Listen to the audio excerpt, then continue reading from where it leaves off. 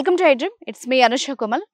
ఈరోజు కొత్త విషయం చెప్పబోతున్నాను. ఇప్పటివరకు అందరికీ కల్తీ లేని ఫుడ్ తినాలి అనే ఆశ ఉన్నా, మనం ఎన్నో చోట్ల ఆర్గానిక్ ఫుడ్ అని మనం కొంటూ ఉన్నా, అందులో ఎంతవరకు నిజం ఉందన్నది ఎవరికి తెలీదు. For the first time farmers నుంచి ఎలాంటి కల్తీ లేని, ఎలాంటి కెమికల్స్ కలపని ఒక అద్భుతమైన ఫుడ్ని ఇప్పుడు వరకు మనకు అందిస్తున్నారు. సో ఈరోజు మన guest our food company founder Balareddy garu. వారితో మాట్లాడదాం. నమస్తే బాలారెడ్డి గారు. నమస్తే అండి. నిజంగా కొంచెం మీ వీడియోస్ అవి చూసినప్పుడు కొంచెం ఇన్స్పైరింగ్ అనిపించింది. అసలు ఏంటి అసలు ఈ అవర్ ఫుడ్ తెలుసుకోవాలనిపించింది. ఏంటి అవర్ ఫుడ్ ఏం చేస్తుంది అంటే ఏం చెప్తారు? ఇప్పుడు మనకి ఫార్మర్స్ డైరెక్ట్ గా పంట రాగానే ఇమ్మీడియట్ గా దాన్ని కళ్ళంలోంచే దాన్ని అమ్మేస్తుంటారు. వాళ్ళు ప్రాసెసింగ్ చేయడానికి సరైనటువంటి ఫెసిలిటీస్ ఉండవు. ఇప్పుడు మన దగ్గర దాల్ మిల్ కానీ రైస్ మిల్ కానీ ఇవన్నీ కోట్లలో ఇన్వెస్ట్మెంట్ ఉన్నటువంటి వ్యవహారం అన్నమాట. అందుకని వాళ్ళు అవి పెట్టుకోలేరు. అందుకని వాళ్ళు డైరెక్ట్ గా పంట రాగానే ఇమ్మీడియట్ గా మార్కెట్ లో అమ్మేస్తారు. అది అక్కడి నుంచి పెద్ద పెద్ద దళారీలకు వెళ్తుంది, అక్కడి నుంచి మిల్లర్స్ కి వెళ్తుంది, మిల్లర్స్ నుంచి డిస్ట్రిబ్యూటర్స్ కి, ఆ తర్వాత రీటైలర్స్ కి, ఇలా ఒక 6-7 లెవెల్స్ దాటి ఈ రా మెటీరియల్ పంట పండించిన తర్వాత వెళ్తుంటుందండి. ఈ లోపు ఇది ప్రతి ఒక్కరి దగ్గర ఒక నెల 2 నెలలు టైం పడుతుంది. అంటే వాళ్ళు ఇమ్మీడియట్ గా అమ్మరు, దాన్ని ఇమ్మీడియట్ గా ఇంకొకరికి ఇవ్వరు. సో అలా ఒక 10-12 నెలలు పడుతుంది. అంటే రైతు పంట పండించిన దగ్గర నుంచి మళ్ళీ అదంతా ఈ సప్లై చైన్ సిస్టంలో ఈ 6-7 ద్వారా మళ్ళీ బ్యాక్ కస్టమర్కి వచ్చేటప్పటికి ఒక సంవత్సరం అయినా మినిమం పడుతుంది. ఇవన్నీ చేయడం వల్ల రైతుకి సరైనటువంటి రేటు రాదు. ఎందుకంటే వీళ్ళందరూ మధ్య వాళ్ళు ఉంటారు కాబట్టి వీళ్ళందరూ ప్రాఫిట్ అది చూసుకుంటారు కాబట్టి రైతుకి ఆఫర్ చేసేది చాలా తక్కువ. ఇంకొకటి ఇన్ని నెలలు ఈ క్రాప్ని పాడవకుండా ఉంచాలి కాబట్టి బోలెడు రకాల కెమికల్స్ ఇవన్నీ కలుపుతారు. అవును. సో ఇవన్నిటినీ లేకుండా డైరెక్ట్గా రైతే ప్రాసెసింగ్ చేస్తే ఎలా ఉంటుంది అనేది అవర్ ఫుడ్ అండి. సో ఈ అవర్ ఫుడ్లో మేము ఏం చేసామంటే, ఒకప్పుడు మనము ఇసురాయిలో రోళ్ళల్లో మనకు కావలసినటువంటి పప్పుల్ని, మనకు కావాల్సిన వడ్లని, బియ్యాన్ని తయారు చేసుకునే వాళ్ళం. వాటినే మేము కొంచెం మాడిఫై చేసి వాటిని ఒక ప్రాపర్, అంటే మనకు అవుట్పుట్ మంచిగా సైజబుల్ అమౌంట్లో, అంటే పర్ అవర్ ఒక 200 kg అలా ప్రాసెసింగ్ అయ్యేటట్లు ఎలక్ట్రిక్ మోటార్స్ ఇవన్నీ ఫిట్ చేసి మేము రీసెర్చ్ చేసి వాటిని మేము తయారు చేసాం. ఈ తయారు చేసిన మిషనరీని రైతు ఏ పంట పండిస్తే, అంటే ఆ ఊరిలో మేజర్గా ఏ పంట పండుతుందో ఆ టైప్ ఆఫ్ మిషనరీని మేము వాళ్ళ దగ్గర లిటరల్గా పొలాల మధ్యలో ఒక షెడ్ ఆ రైతు ద్వారా కన్స్ట్రక్షన్ చేపించి ఆ షెడ్లో ఈ మిషనరీని పెట్టి అక్కడ పండించింది అక్కడనే ప్రాసెసింగ్ చేసేటట్లు చేసాం. సో అక్కడ ప్రాసెసింగ్ చేసిన మెటీరియల్ని మా డిస్పాచ్ సెంటర్కి వస్తుంది. ఇది డైరెక్ట్గా రైతు దగ్గర నుంచే వస్తుంది, మధ్యలో ఎవరూ లేరు.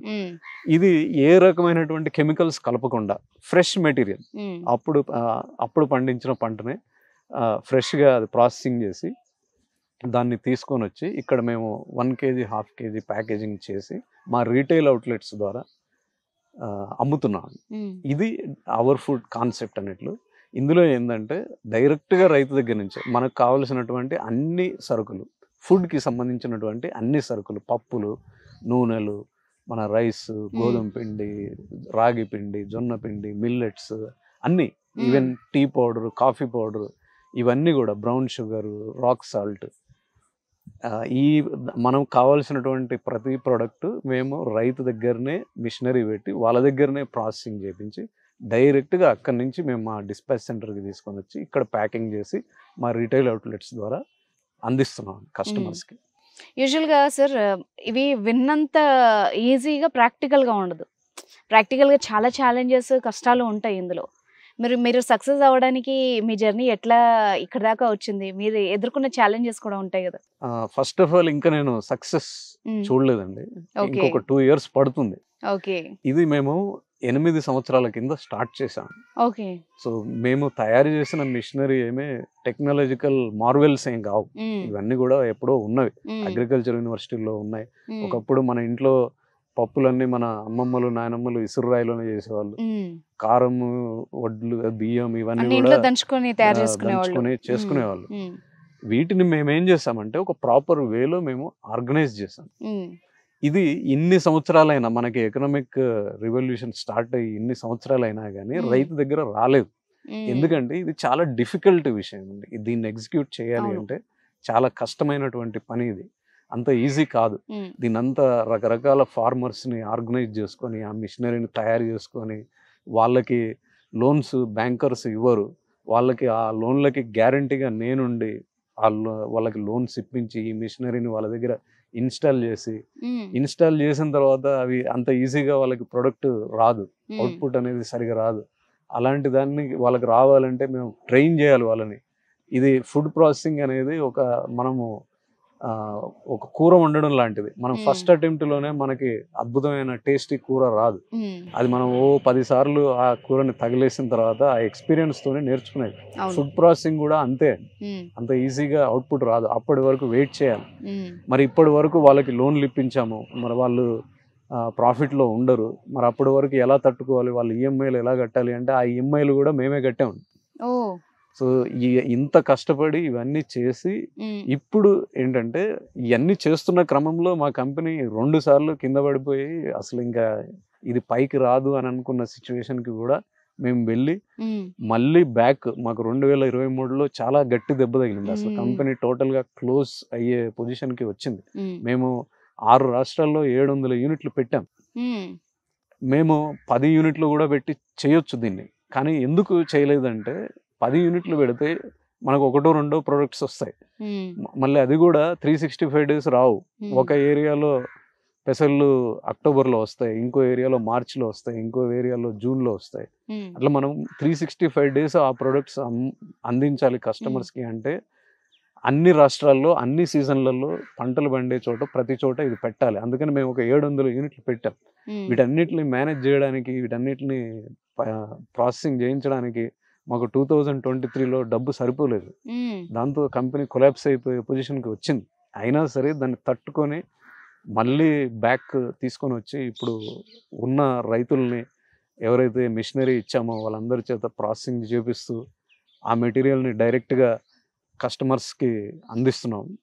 ఇంకా ఇదంతా ఒక ప్రాపర్ మోడల్ లాగా నిలబడాలంటే నాకు ఇంకొక 2 years పడుతుంది. కానీ ఎంత జర్నీ చేయాలి అంటే ఇన్ని ఆటుపోట్లు తట్టుకొని వెళ్ళాలంటే ఒక గట్టి బలమైన ఏదో మోటివేషన్ ఉంటుంటుంది. ఏదో బలమైన ఒక ఏమంటారు దాన్ని, చేయాలన్న సంకల్పమో లేకపోతే అది ఏంటి మీ వరకు అయితే ఈ అవర్ ఫుడ్ వెనక దీన్ని ఇలా నిలపాలి అని మీ వెనక లక్ష్యం ఏంటి? ఇప్పుడు నేను 8th క్లాస్లో ఉన్నప్పుడు మా ఫాదర్ మార్కెట్లో పల్లీలు అమ్మి వచ్చారండి.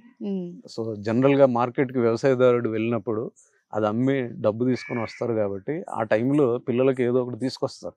ఆ రోజు ఏం తీసుకురాలేదు. సో నేను అప్పుడు మా ఫాదర్ని అడిగాను, ఏంటి అసలు ఎందుకు తీసుకురాలేదు, నువ్వు చాలా బాధలో ఉన్నావు ఏంటి అంటే, మనం ఇంతకాలం కష్టపడి పని చేస్తాము, తీరా అది మార్కెట్కి తీసుకుపోయిన తర్వాత అక్కడ ఖరీదారు ఏ రేటు చెప్తే ఆ రేటుకి మనం అమ్మేసుకొని రావాలి. ఆ సంవత్సరం ఏమైంది అంటే తుఫాన్లు వచ్చినప్పుడు పల్లీలు తడుస్తాయి. తడిచినప్పుడు మాయిశ్చర్ కంటెంట్ ఎక్కువ ఉండి కొన్ని ఊర్లలో నుంచి వచ్చినటువంటి పల్లీలు మొలకలు వస్తాయి. ఆ కారణం చెప్పేసి అన్ని మెటీరియల్స్ని మొలకలు రాకపోయినా కానీ తడవకపోయినా కానీ అదే రేటు ఆఫర్ చేస్తారు. అట్లా ఎక్స్ప్లాయిట్ చేస్తారు ఫార్మర్స్ని. ఇట్లా మనము ఖరీదారుల చేతులు వాళ్ళు ఏం చెప్తే అది తీసుకొని రావాల్సిందే, మనం ఏం అడగడానికి లేదు అని చెప్పి చాలా బాధపడ్డారు అన్నారు. అసలు ఇలా ఎందుకు జరుగుతుంది అనే థాట్ ప్రాసెస్ నుంచి మొదలైంది. అట్లా రైతు ఎందుకు ఈ ఖరీదారుల పైన డిపెండ్ అవ్వాలి, అంటే మిడిల్ మ్యాన్కి ఏ రేటు వాళ్ళు ఆఫర్ చేస్తే ఎందుకు ఇవ్వాలి, వాళ్ళు ఏం సొంతంగా చేయలేరా? ఇప్పుడు ఏ ప్రోడక్ట్ అయినా తయారు చేసినప్పుడు తయారు చేసే మ్యానుఫ్యాక్చరర్ నా ప్రోడక్ట్కి ఇంత ఖర్చు అవుతుంది, నాకు ఇంత ప్రాఫిట్ కావాలి అని చెప్పి ఒక రేట్ నిర్ణయిస్తాడు. ఒక్క రైతే రేట్ని నిర్ణయించలేడు. ప్రోడక్ట్ తయారు చేసింది అతనే, విత్తనాలు వేసింది అతనే, దానికి నీళ్లు పెట్టి నారు పోసి మొత్తం దానికి మందులు కొట్టి అన్ని రకాలుగా దాన్ని చూసుకొని ఫైనల్గా ప్రోడక్ట్ అమ్మడానికి మార్కెట్కి వెళ్ళినప్పుడు అతని చేతిలో ఉండదు రేట్, వేరే ఎవరో నిర్ణయిస్తారు. సో ఇందులోంచి ఈ అవర్ ఫుడ్ అనే కాన్సెప్ట్ పుట్టిందనమాట. దీని అంతటికి సొల్యూషన్ ఏంటంటే ఎక్కడ పండిన పంటని అక్కడే ప్రాసెస్ చేసి దాన్ని రైతు డైరెక్ట్ కన్స్యూమర్కి తీసుకెళ్ళగలిగితే రైతు బాగుపడతాడు. ఇదే మెయిన్ కాన్సెప్ట్. అండ్ కన్స్యూమర్స్ కూడా హ్యాపీగా ఉంటారు, అది డైరెక్ట్ రైతు దగ్గర నుంచి వస్తుంది కాబట్టి. మిడిల్ మ్యాన్ లేనప్పుడు కొంత కల్తీ తగ్గే అవకాశం కూడా ఉంటుంది మామూలుగా. Right, thank you very much అండి. చాలా ఇన్స్పిరేషనల్గా ఉంది, చాలా గొప్ప లక్ష్యం ఇది. ఇలాగే కంటిన్యూ అవ్వాలని కూడా కోరుకుంటున్నాం. Thank you so much. Thank you.